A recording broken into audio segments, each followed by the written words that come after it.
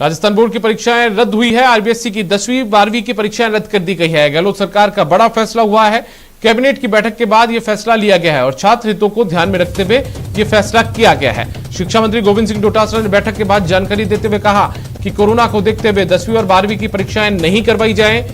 बैठक में बोर्ड परीक्षाओं को निरस्त करने के बाद रिजल्ट तैयार करने के लिए दूसरे विकल्पों पर भी चर्चा हुई है। कैबिनेट बैठक के बाद शिक्षा मंत्री गोविंद सिंह डोटासरा ने कहा कि अब मार्किंग सिस्टम तय कर स्टूडेंट्स को प्रमोट किया जाएगा।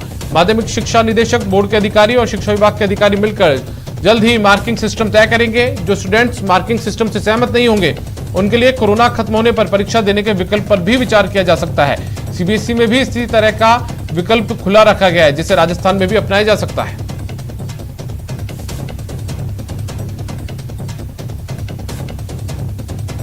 और जब तक सार्वजनिक ट्रांसपोर्ट पूरी तरीके से नहीं खुल जाता है तब तक किसी भी टीचर को जो बाहर से आता है उसको वो शाला प्रधान उसको कंपेल नहीं कर सकता है, क्योंकि काफी ऐसे टीचर हैं जो दूसरे डिस्ट्रिक्ट्स में रहते हैं।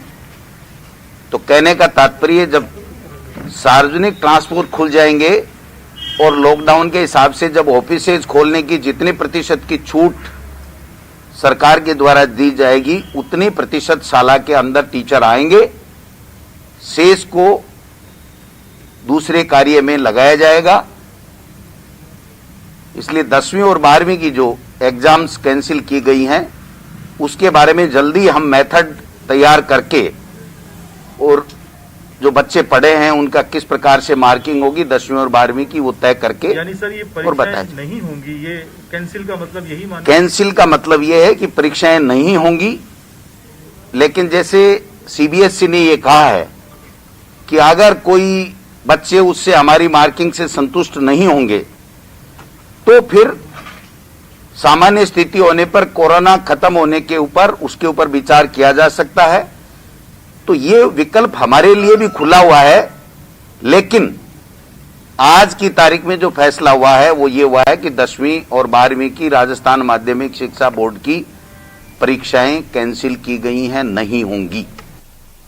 सीएम अशोक गहलोत की अध्यक्षता में हुई राज्य मंत्रिपरिषद की बैठक में कोरोना महामारी के कारण अनाथ हुए बच्चों को संबल देने के लिए पैकेज जल्द तैयार करने पर चर्चा की गई।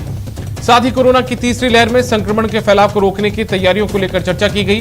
अनाथ हुए बच्चों के लिए राज्य सरकार पैकेज तैयार करेगी। इसके लिए वित्त विभाग के अधिकारियों को निर्देश दिए गए हैं। वहीं जरूरतमंद परिवारों को 1000 रुपए की दूसरी किस्त जून के महीने में जारी की जाएगी।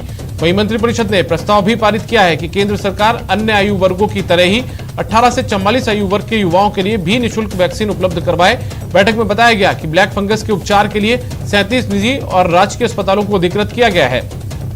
बैठक में अनलॉक को लेकर भी चर्चा हुई।